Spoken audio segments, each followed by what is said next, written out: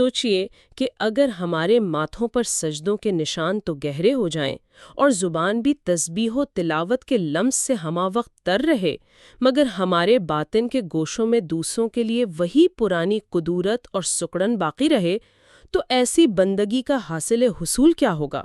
شیخ اکبر ابن عربی رحمۃ اللہ علیہ مواقع النجوم میں ہمیں یہ سکھاتے ہیں کہ تصوف محض پراسرار کلام یا تنہائی کی جذب و مستی کا نام نہیں، بلکہ یہ بندگی کو برتاؤ میں ڈھالنے کا وہ پرنور راستہ ہے جس پر چلتے ہوئے ایک متلاشی حق اپنے مٹی کے وجود کو اللہ کے اخلاق کی خوشبو سے منور کرنا سیکھتا ہے، تاکہ وہ اسی زمین پر رہتے ہوئے مخلوق خدا کے لیے اللہ کی رحمت کا چلتا پھرتا سایہ بن جائے۔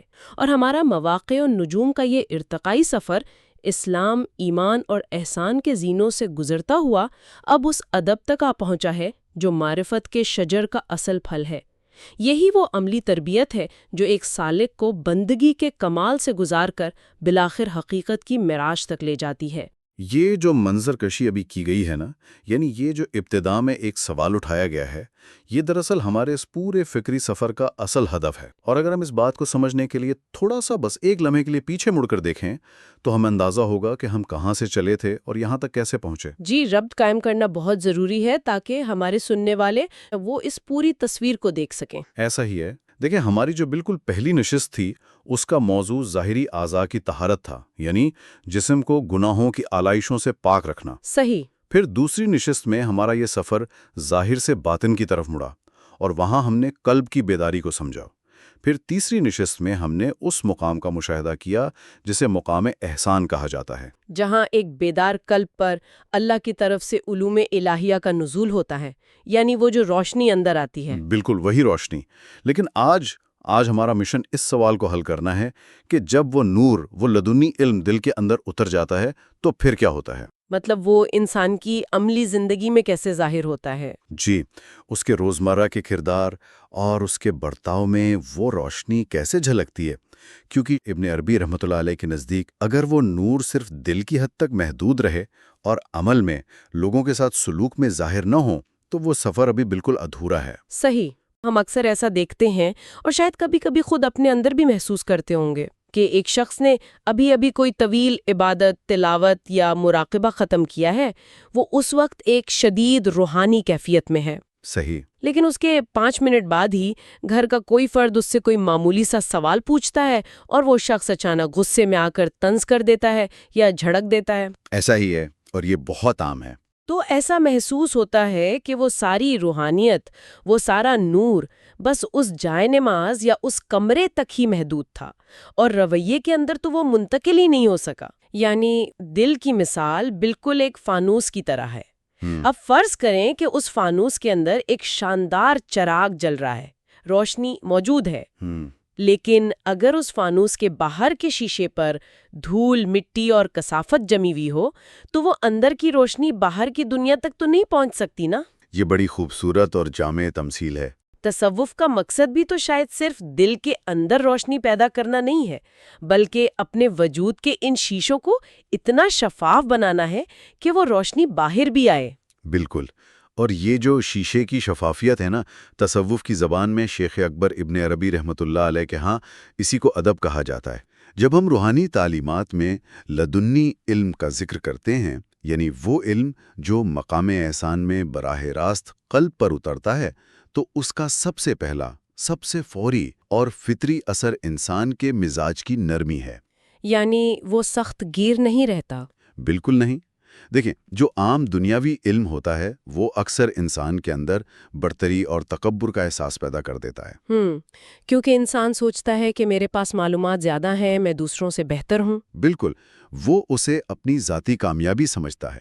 مگر ابن عربی رحمۃ اللہ علیہ بہت واضح کرتے ہیں کہ اگر کسی شخص کو روحانی منازل طے کرنے کا یا باطنی علوم کے حصول کا دعویٰ ہو، مگر اس کے رویے میں تکبر یا دوسروں کو حقیر سمجھنے کا عنصر موجود رہے، تو وہ علم الہی علم تھا ہی نہیں۔ سچا علم وہ ہے جو انسان کو اللہ کی صفت رحمت کا مظہر بنا دے۔ صحیح۔ یہاں تصوف محض کوئی راز و نیاز کی بات نہیں رہتا، بلکہ ایک جیتا جاگتا عمل بن جاتا ہے۔ لیکن یہاں ایک منطقی سوال پیدا ہوتا ہے جو شاید بہت سے متلاشیوں کے ذہن میں آ رہا ہو۔ ایسا کیوں ہے؟ مطلب اس کے پیچھے کیا میکینزم کام کر رہا ہے کہ سچا روحانی علم لازمی طور پر انسان کو عاجز اور نرم ہی بنائے گا؟ وہ کون سی چیز ہے جو باطن کے علم کو ظاہر کی عاجزی میں بدل دیتی ہے؟ دیکھیں، اس کی وجہ بہت بنیادی ہے۔ سچا لدنی علم، جیسا کہ میں نے کہا، کوئی معلومات کی فہرست نہیں ہے جو آپ نے رٹ لی ہو، بلکہ یہ اللہ کی صفات اور اس کی لامحدود عظمت کا ایک مشاہدہ ہے۔ اب ذرا سوچیں، جب ایک سالک اپنے قلب کی گہرائی میں خالق کی اس بے پناہ اور لامحدود وسعت کو دیکھ لیتا ہے تو اس کے سامنے اس کی اپنی حیثیت کی کیا حیثیت رہ جاتی ہے؟ کچھ بھی نہیں۔ بالکل، آپ اسے ایک ریاضی کے اصول کی طرح سمجھ لیں۔ جب آپ ایک لامحدود یعنی انفینٹی کے سامنے کھڑے ہوں تو آپ کا اپنا وجود خود بخود صفر ہو جاتا ہے۔ صحیح۔ آپ متکبر ہو ہی نہیں سکتے جب آپ کو یہ گہرا ادراک ہو جائے کہ آپ کی اپنی تو کوئی حقیقت ہی نہیں ہے۔ اور جب انسان کے اندر سے یہ میں ختم ہوتی ہے نا، تو جو چیز باقی رہتی ہے وہ خالص اللہ کی صفت رحمت ہوتی ہے۔ اسی لیے شیخ اکبر ابن عربی رحمۃ اللہ علیہ سکھاتے ہیں کہ معرفت کا اصل ثبوت ہوا میں اڑنا یا کوئی کرامت دکھانا نہیں ہے، بلکہ ایک انتہائی مہربان اور شفیق انسان بن جانا ہے۔ آپ بار بار ظاہری برتاؤ، اخلاق اور رویے کی بات کر رہے ہیں نا؟ جی بالکل۔ تو اس کا مطلب ہے کہ ہم اپنے ظاہری اعضاء یعنی آنکھ، کان، زبان، ہاتھ اور پیر کے استعمال پر واپس آ گئے ہیں۔ لیکن اگر ہم مواقع نجوم کے سفر کے بالکل آغاز کو یاد کریں جو ہماری پہلی نشست تھی، تو اس میں تو ہم نے انہی اعضاء کی طہارت کی بات کی تھی۔ جی کی تھی۔ تو کیا ہم واپس سیڑھی کے پہلے قدم پر آ گئے ہیں؟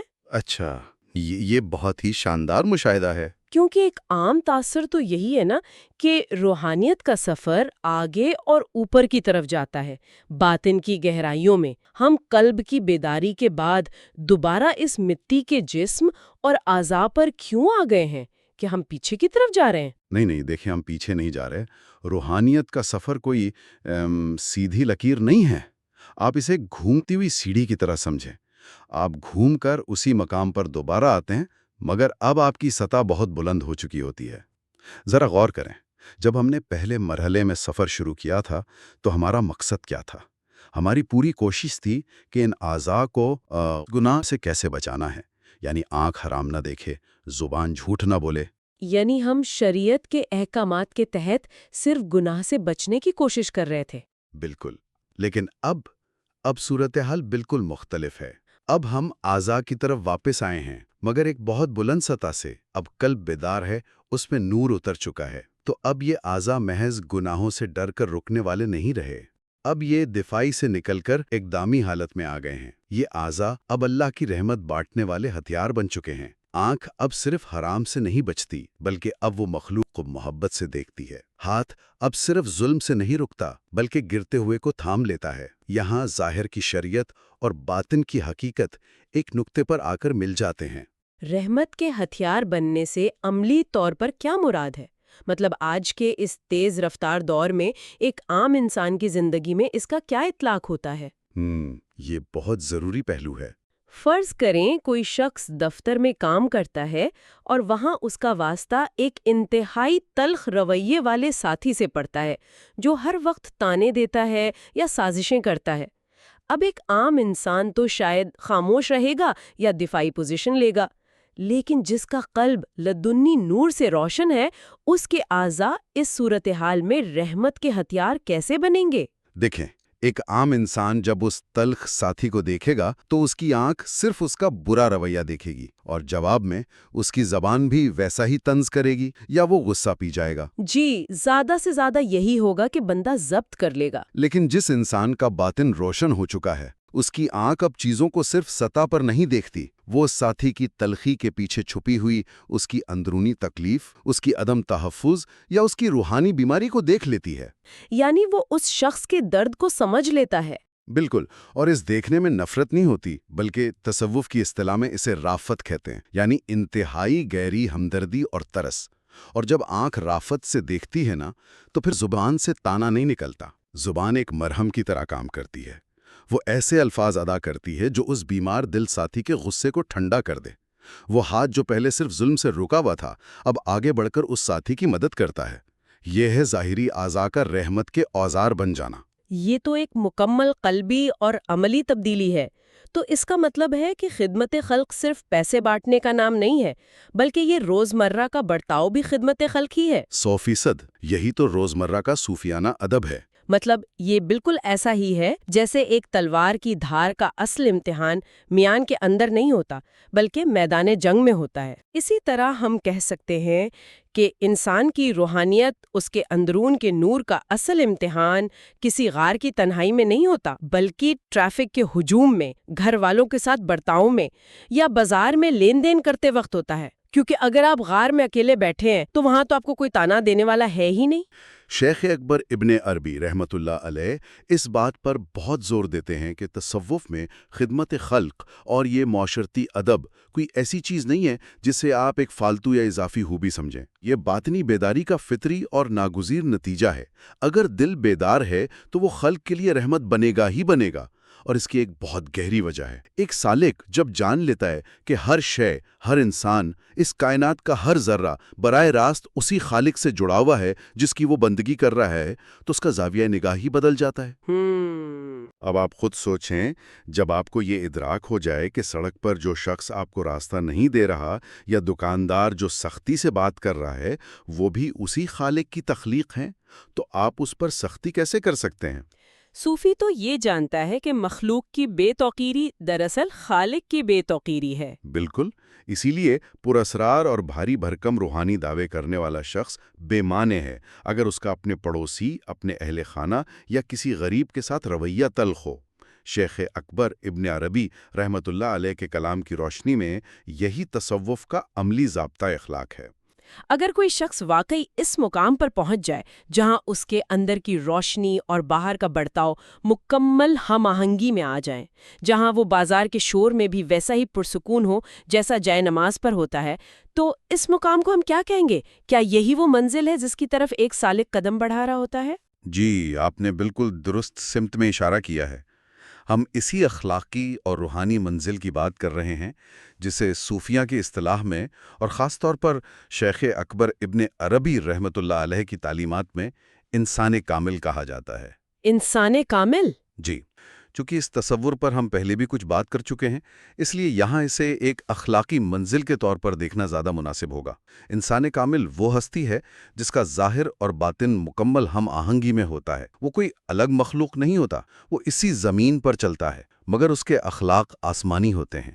یہ وہ مقام ہے جہاں بندگی اپنے کمال کو پہنچتی ہے، وہ مخلوق کے لیے اللہ کی رحمت کا چلتا پھرتا سایہ بن جاتا ہے۔